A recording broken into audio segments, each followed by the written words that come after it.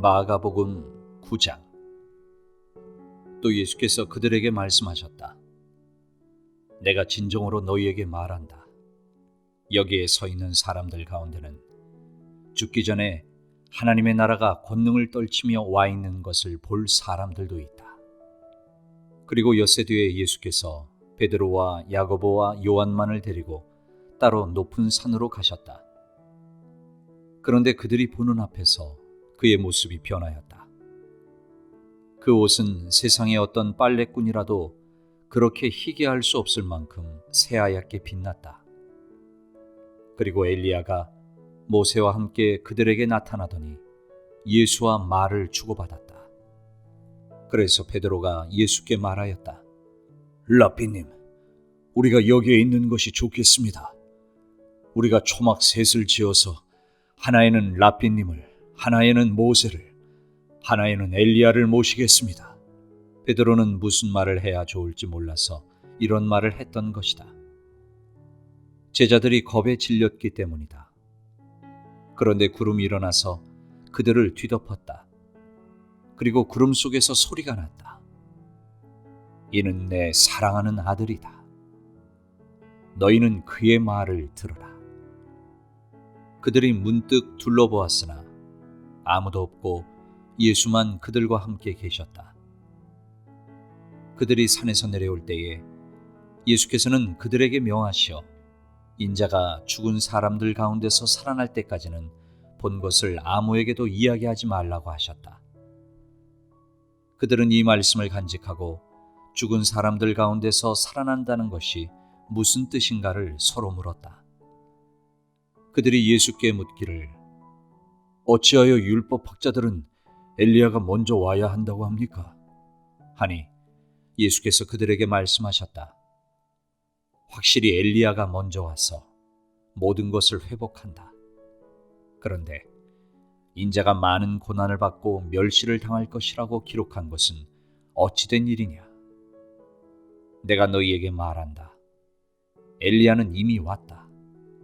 그런데 그를 두고 기록한 대로 사람들은 그를 함부로 대하였다. 그들이 다른 제자들에게 와서 보니 큰 무리가 그 제자들을 둘러싸고 있고 율법학자들이 그들과 논쟁을 하고 있었다. 온 무리가 곧 예수를 보고서는 몹시 놀라 달려와서 인사하였다. 예수께서 그들에게 물으셨다. 너희는 그들과 무슨 논쟁을 하고 있느냐? 무리 가운데 한 사람이 예수께 대답하였다. 선생님, 내 아들을 선생님께 데려왔습니다. 그 아이는 말을 못하게 하는 귀신이 들려 있습니다. 어디서나 귀신이 아이를 사로잡으면 아이를 거꾸로 때립니다. 그러면 아이는 거품을 흘리며 이를 갈며 몸이 뻣뻣해집니다. 그래서 선생님의 제자들에게 그 귀신을 쫓아내달라고 했으나 그들은 쫓아내지 못했습니다. 예수께서 그들에게 말씀하셨다. 아, 믿음이 없는 세대여. 내가 언제까지 너희와 함께 있어야 하겠느냐? 내가 언제까지 너희에게 참아야 하겠느냐? 아이를 내게 데려오너라. 그래서 그들이 아이를 예수께 데려왔다.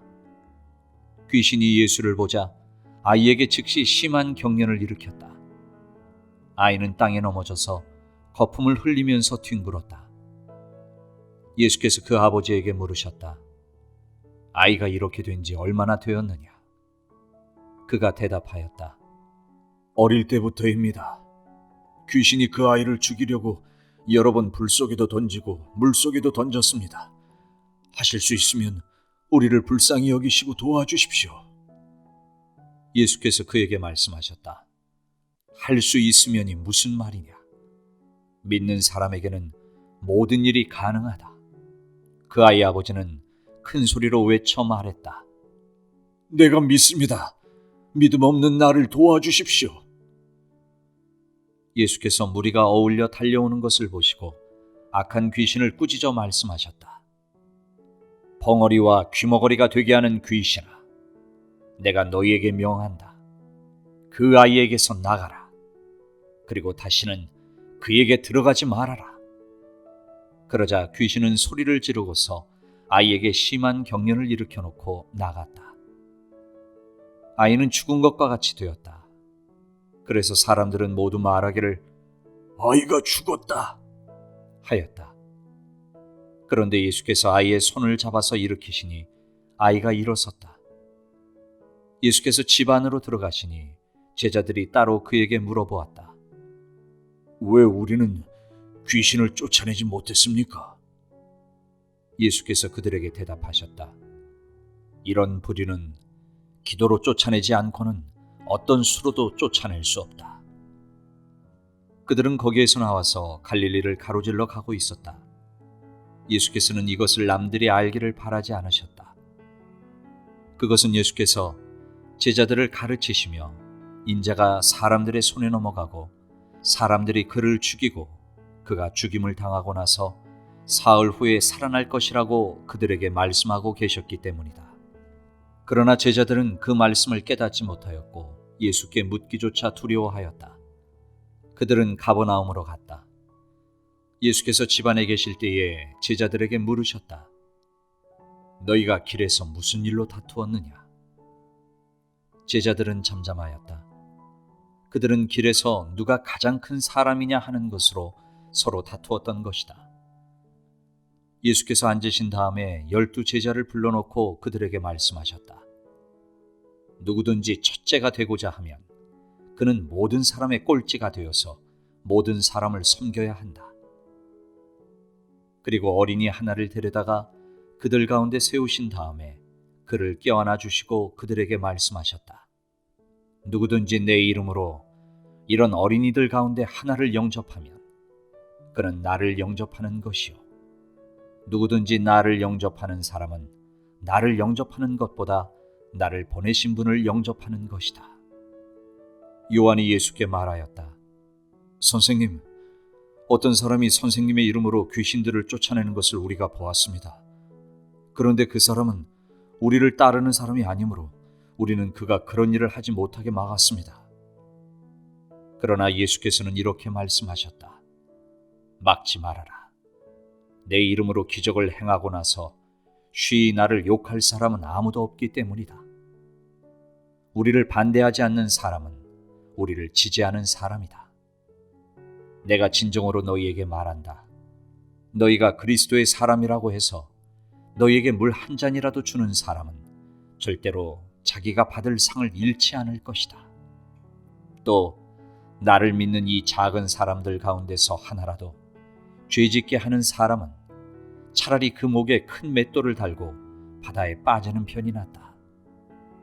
내 손이 너를 죄짓게 하거든 그것을 찍어버려라. 내가 2 손을 가지고 지옥에 곧 그 꺼지지 않는 불 속에 들어가는 것보다 차라리 1 손을 잃은 채로 생명에 들어가는 것이 낫다. 내 발이 너를 죄짓게 하거든 그것을 찍어버려라.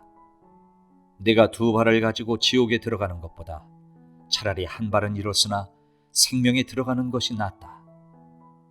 또 내 눈이 너를 죄짓게 하거든 그것을 빼어버려라. 내가 2 눈을 가지고 지옥에 들어가는 것보다 차라리 1 눈으로 하나님의 나라에 들어가는 것이 낫다.